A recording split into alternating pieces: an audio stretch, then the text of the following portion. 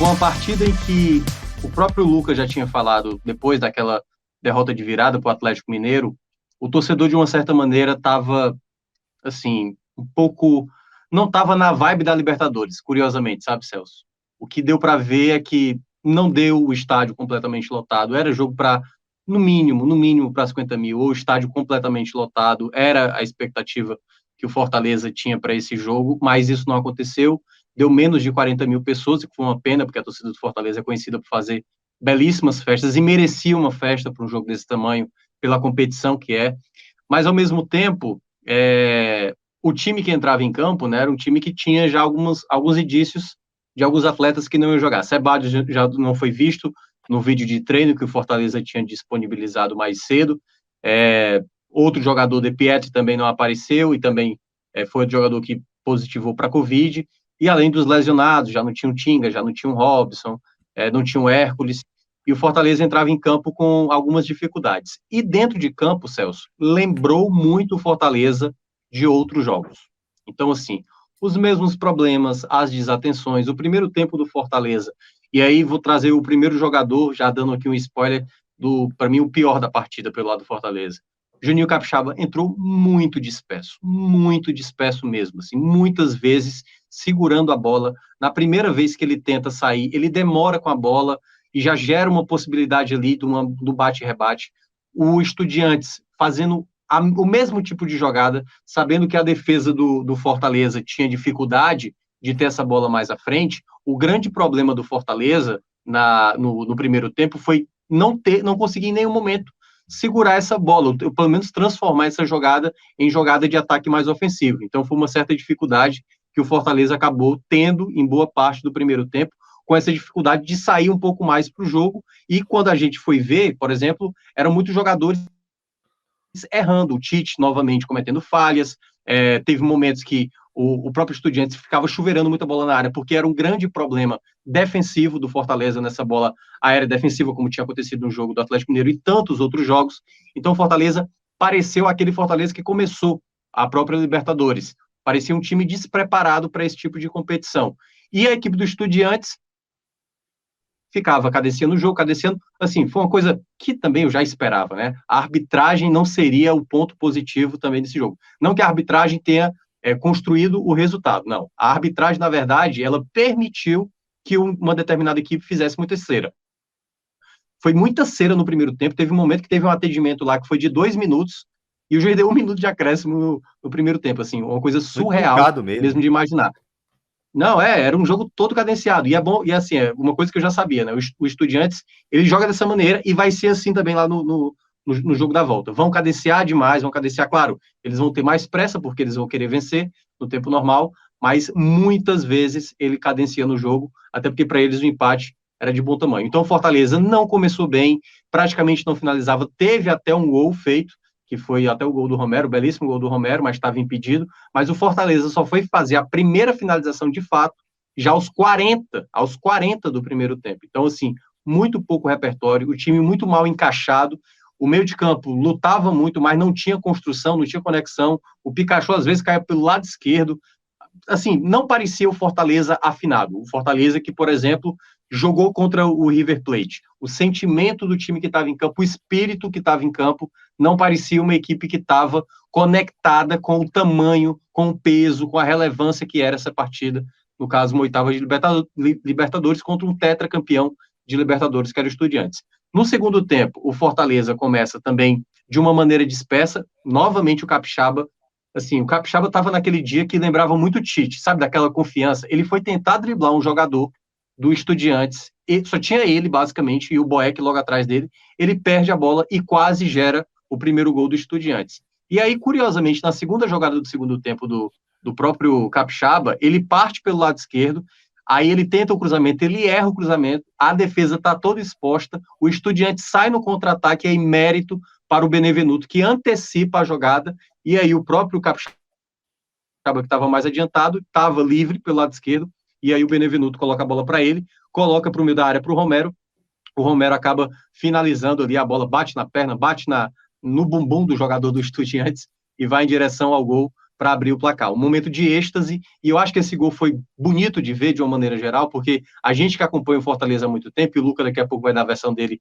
como torcedor, olhar isso, cara, depois de 5 anos, da onde o Fortaleza estava, é algo que eu achei muito massa de acompanhar, sabe? De tudo que o Fortaleza passou nesses 5 anos, de sair de uma série da Série C para ir para a Série B, ser campeão brasileiro, né, pela Série B, ali da divisão de acesso, aí ganhar a Copa do Nordeste, 2 Copas do Nordeste, fazer tudo o que fez nesse período, ver o Fortaleza abrindo o placar contra os Estudiantes, cara, é um momento muito único, entendeu?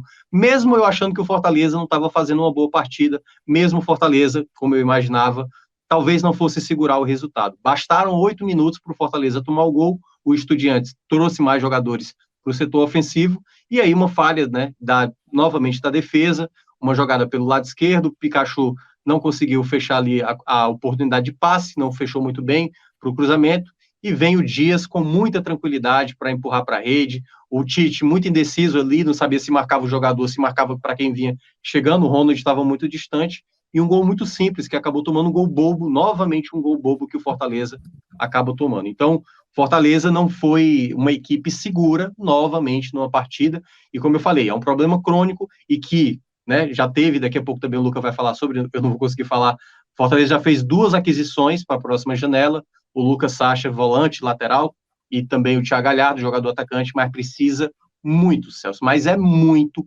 muito de um zagueiro excelente. Eu não diria um zagueiro bom, não, um zagueiro excelente. É um zagueiro para chegar, ser titular e ser o comandante da zaga, para ser um cara que é para controlar mesmo ali o sistema defensivo, para ter muito mais segurança. E, claro, não é só por conta dele, mas para ele, pelo menos, organizar a equipe também em campo, que também é responsabilidade do Vojvoda. Então, nesse aspecto, o Fortaleza precisa muito de zagueiros, até porque perdeu o Landázuri, e aí foi um momento do jogo que o Fortaleza teve que se desfazer da sua formação. Por exemplo, quando o Landázuri sai machucado, ele coloca o Romarinho.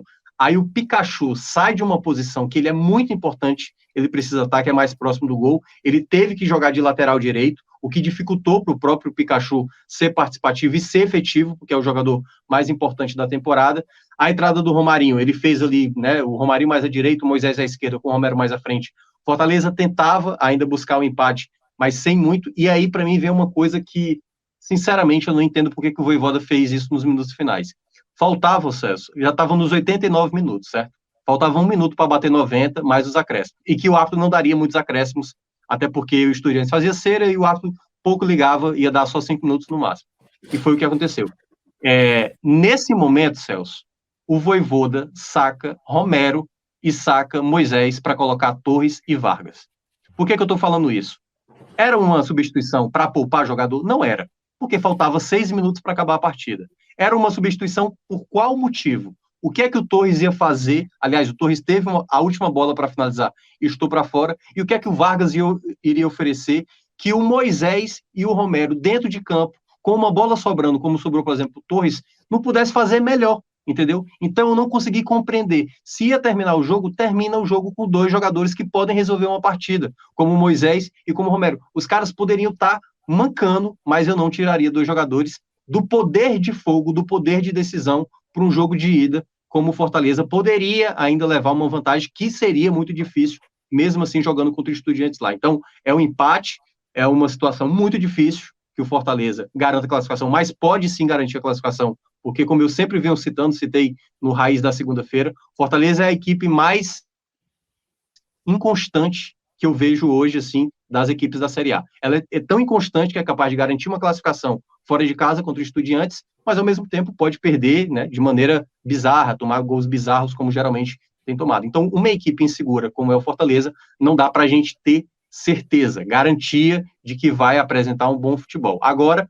pensa no jogo da Série A, um jogo muito importante contra o Curitiba e possivelmente com problemas no seu setor defensivo, já que não tem o Tinga machucado, Landázuri saiu possivelmente machucado, mas não sabemos a gravidade. O Sebadios testou positivo para Covid, não sei se vai estar liberado para o jogo do domingo. E aí, como ele vai fazer isso? Como ele não deu oportunidade para o Abraão, eu acho que vai ter que dar a oportunidade agora, entendeu? Até porque o Abraão vai ter que jogar em qual situação? Quando o Fortaleza não puder substituir mais ninguém. Então, eu acho que algumas coisas o Vojvoda tem que começar a se pressionar a usar, entendeu?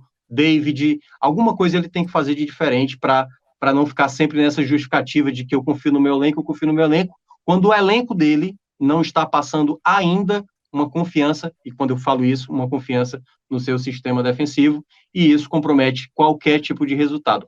Um último ponto para destacar também, pode acontecer de penalidades no jogo da volta. E como o Luca costuma falar, o Boeck não é um bom goleiro para esse tipo. Então, que também já se prepare o Fortaleza para treinar, não sei, o Max, Fernando Miguel, quem quer que seja, para um momento como esse, ou o próprio Marcelo Boeck, para aprimorar mais esse fundamento. Porque caso seja necessário, vai ter que ter um goleiro com melhor poder de, enfim, de explosão para momentos, para uma disputa de pênaltis, se o Fortaleza chegar nessa situação.